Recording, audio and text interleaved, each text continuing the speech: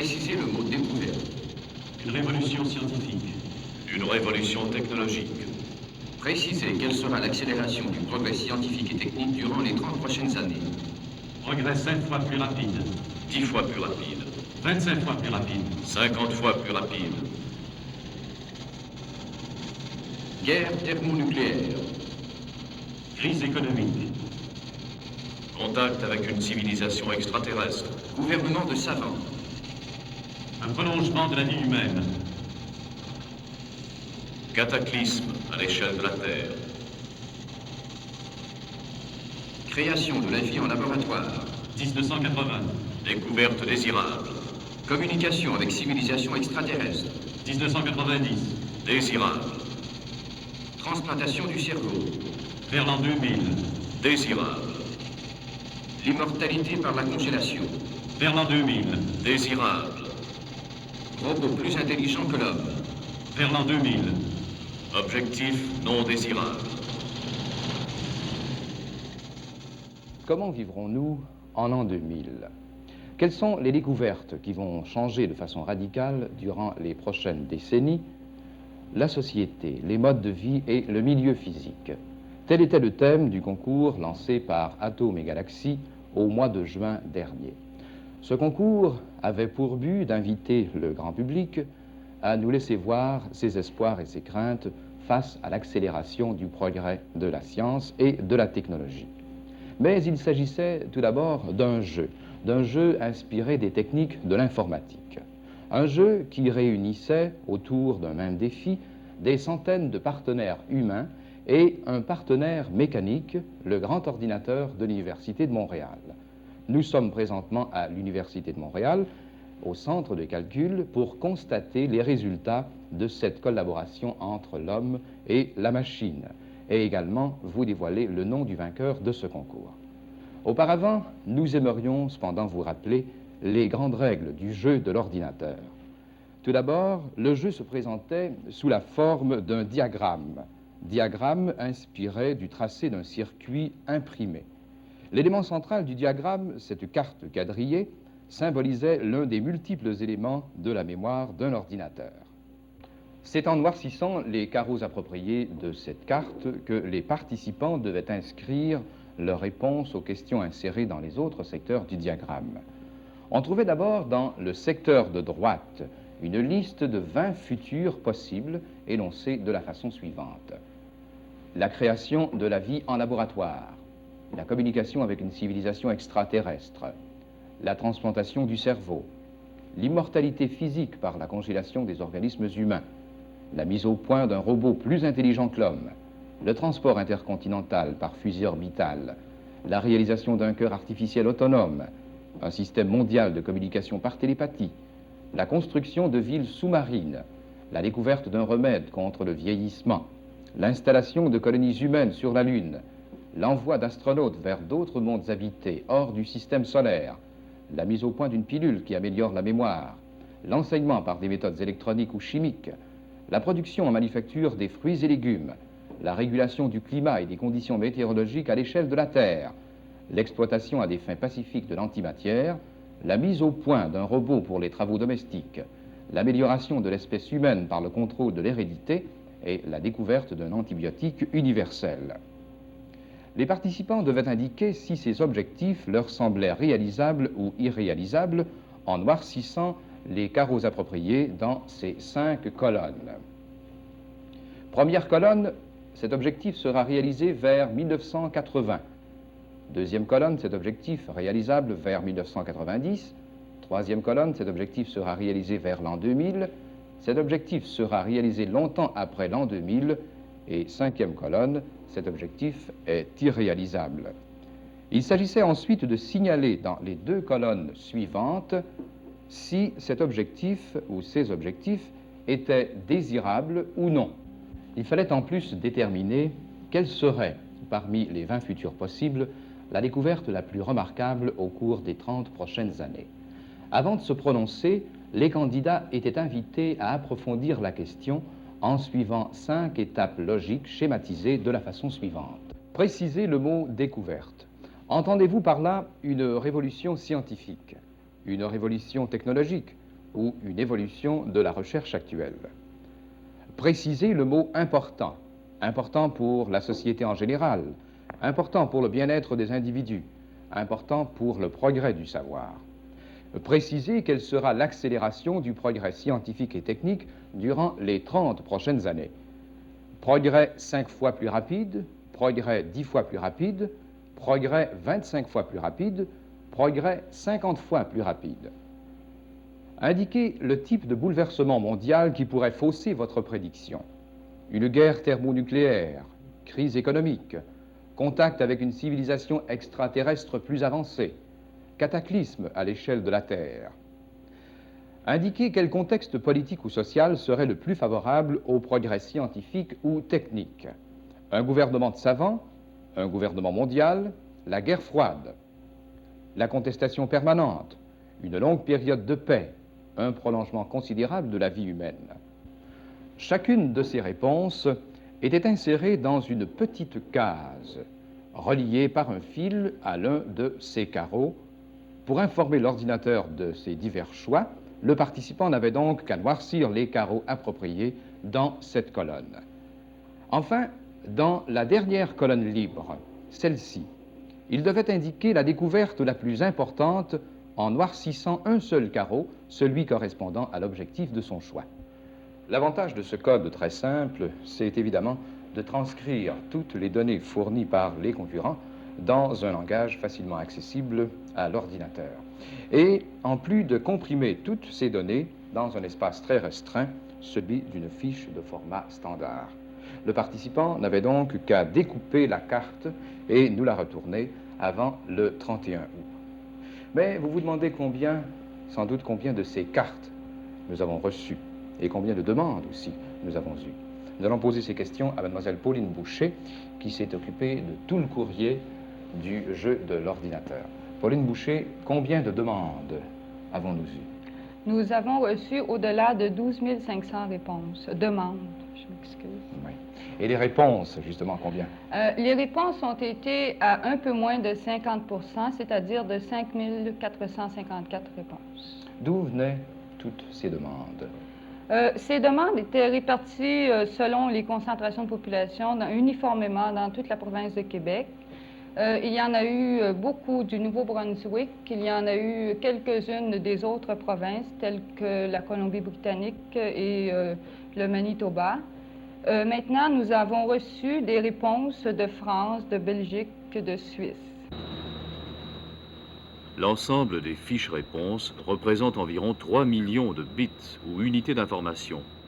Pour assurer de façon rapide et efficace l'entrée de ces informations à l'intérieur de l'ordinateur, le lecteur optique parcourt chaque fiche et la transcrit sur bande magnétique en langage machine.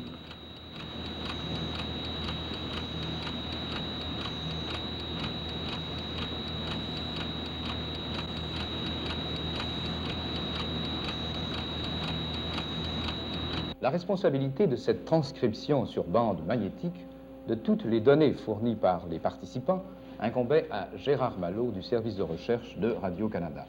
Gérard Malo, qu'est-ce que j'ai en main présentement? Alors, sur cette bande magnétique, vous avez tous les résultats fournis par les répondants au concours. Réponses envoyées sur les fiches.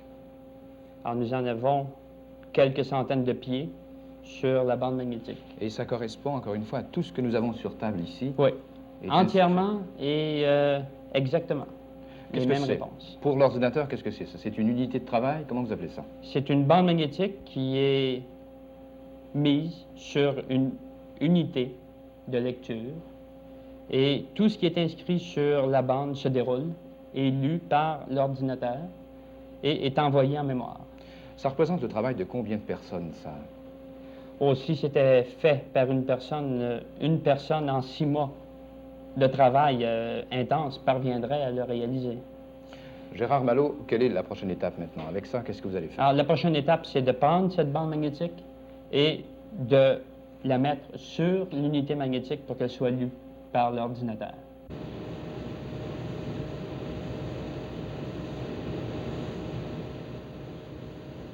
La liaison entre l'ordinateur et les quelques milliers de participants sera donc assurée par ce lecteur de bande magnétique. Sa fonction sera de diriger vers la mémoire centrale l'information recueillie sur les fiches réponses. L'ordinateur va analyser ces millions de données, les classer, les compiler et en tirer des statistiques. Les opérations arithmétiques, l'addition par exemple, et les opérations logiques, comme la comparaison, seront accomplies par l'organe de calcul. Et les résultats de ce traitement informatique nous seront communiqués sur écran cathodique et aussi par l'intermédiaire d'une machine imprimante capable de taper plus de 120 000 caractères à la minute. L'ordinateur exécutera ainsi à une vitesse foudroyante la longue série d'instructions énumérées dans la programmation conçue par M. Jean Baudot, directeur adjoint du centre de calcul. Nous avons dû fournir à l'ordinateur un programme qui était une suite d'instructions auxquelles il devait se plier pour arriver au résultat recherché. Est-ce que l'ordinateur connaît les réponses, en fin de compte, à tous ces problèmes qu'on lui a posés? Non, l'ordinateur ne les connaît pas et nous ne les connaissons pas non plus. On ne peut pas connaître les vraies réponses à toutes les questions posées dans le jeu de l'ordinateur de l'émission. Alors, quel cheminement faut-il suivre pour arriver à déterminer un gagnant? C'est le problème qui s'est posé à nous à ce moment-là et nous avons dû donc trouver dans les données mêmes des réponses des candidats ce qu'il fallait pour déterminer un gagnant. Pour cela, nous avons décidé de considérer l'ensemble des réponses des candidats et de déterminer la tendance générale collective de ces réponses-là, comme considérant un profil de pensée commune des répondants. Et le candidat qui se rapprocherait le plus de cette pensée commune serait le gagnant. Alors pour faire cela, l'ordinateur a procédé en 3 étapes. La première étape consistait à analyser les fiches réponses une par une pour compiler ces tendances générales et aussi pour examiner si les réponses étaient valides. Au cas où une réponse aurait été non valide, elle pouvait contribuer à déterminer les tendances générales, mais elle ne pourrait pas plus tard être considérée comme un gagnant possible. Alors cette première étape étant faite, on peut dans une deuxième étape déterminer des statistiques qui nous donnent les tendances générales sur toutes ces réponses, les réponses aux 20 questions posées sur l'aspect réalisable de ces découvertes scientifiques, l'aspect désirabilité de ces découvertes, la découverte la plus importante. Quand on a toutes ces tendances, la dernière étape maintenant pour l'ordinateur consiste à réexaminer toutes les cartes réponses soumises et chercher parmi ces réponses celles qui se rapprochent le plus de ces tendances maintenant connues. Ceci est un processus progressif.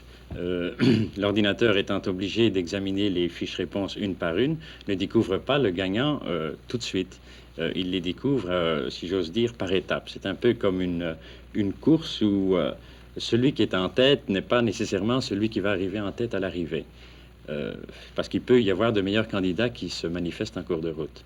L'ordinateur examine les fiches une par une et conserve toujours le meilleur, mais si à l'examen il en découvre un meilleur, c'est-à-dire un candidat qui est plus près des tendances qui ont été compilées précédemment, si un tel candidat se manifeste, il va être meilleur que le précédent et il sera un gagnant possible. Et à la fin, quand l'ordinateur aura examiné toutes les fiches, nous saurons quel est le meilleur candidat, le gagnant, celui qui est le plus près de la pensée commune, collective de toutes les réponses qui ont été envoyées.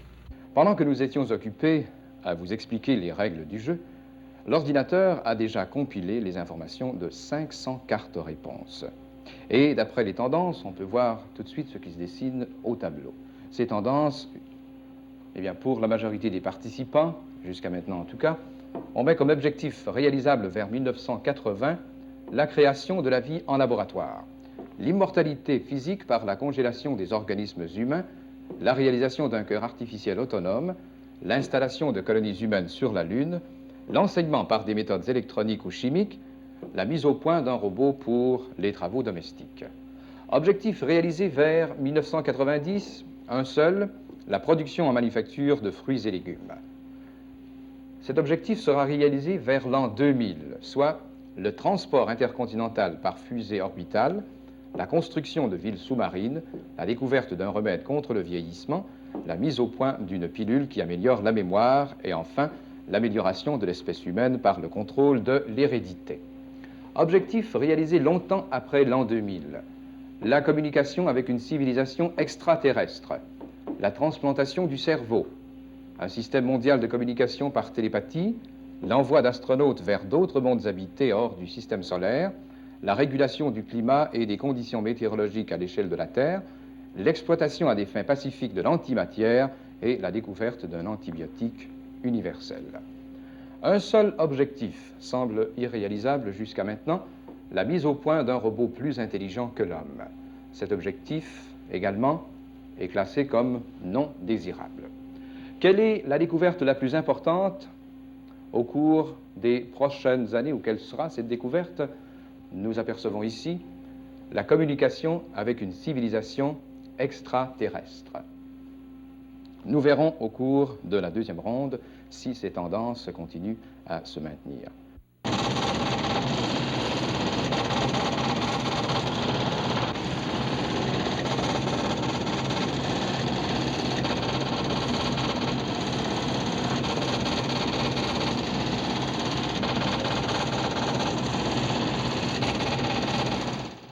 Voici maintenant des résultats tirés d'après 3000 cartes réponses.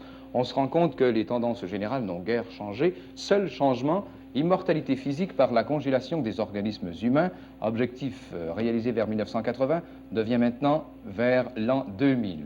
Autre changement, la mise au point d'une pilule qui améliore la mémoire de 1980 devient 1990. Et la mise au point d'un robot pour les travaux domestiques de 1980 passe vers l'an 2000.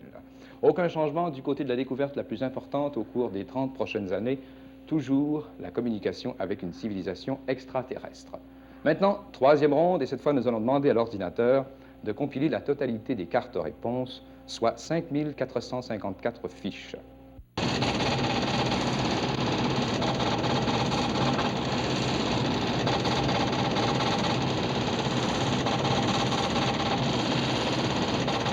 Donc, à la troisième ronde, après la compilation totale des résultats, voici comment apparaît le tableau. La création de la vie en laboratoire, 1980, désirable. La communication avec une civilisation extraterrestre, après l'an 2000, désirable. La transplantation du cerveau, réalisée après l'an 2000, est désirable. L'immortalité physique par la congélation des organismes humains, vers l'an 2000, est désirable. La mise au point d'un robot plus intelligent que l'homme, objectif irréalisable, donc non désirable. Le transport intercontinental par fusée orbitale vers 1990 est désirable. La réalisation d'un cœur artificiel autonome, 1980, est désirable. Un système mondial de communication par télépathie, après l'an 2000, objectif désirable. La construction de villes sous-marines vers l'an 2000, désirable. La découverte d'un remède contre le vieillissement vers l'an 2000, désirable. L'installation de colonies humaines sur la Lune vers 1980, objectif désirable. L'envoi d'astronautes vers d'autres mondes habités hors du système solaire, après l'an 2000, désirable. La mise au point d'une pilule qui améliore la mémoire, vers l'an 2000, désirable. L'enseignement par des méthodes électroniques ou chimiques, vers 1980, est désirable. La production en manufacture de fruits et légumes, 1990, est désirable également. La régulation du climat et des conditions météorologiques à l'échelle de la Terre, vers, ou plutôt après l'an 2000, objectif désirable. L'exploitation à des fins pacifiques de l'antimatière, après l'an 2000, désirable. La mise au point d'un robot pour les travaux domestiques, 1980, est désirable. L'amélioration de l'espèce humaine par le contrôle de l'hérédité, vers l'an 2000, désirable. La découverte d'un antibiotique universel, après l'an 2000, est désirable. Quelle est la découverte la plus importante qui sera réalisée au cours des 30 prochaines années? Nous l'avons vu et nous la retrouvons ici, la communication avec une civilisation extraterrestre. D'où vient cette découverte? On dit ici la réponse, si on suit ce trait, une révolution technologique. Un peu plus loin, pourquoi cette découverte est importante? Suivons le trait également, qui nous dit importante, ça va plus loin que ça, importante pour la société en général. Un peu plus loin, l'accélération du progrès scientifique et technique durant les 30 prochaines années sera 10 fois plus rapide. Et le bouleversement mondial qui pourrait fausser cette prédiction ici, nous n'avons qu'à suivre le trait pour lire une guerre thermonucléaire. Maintenant, le contexte politico-social qui serait le plus favorable au progrès scientifico-technique, suivons encore une fois le trait pour apprendre que c'est un gouvernement mondial.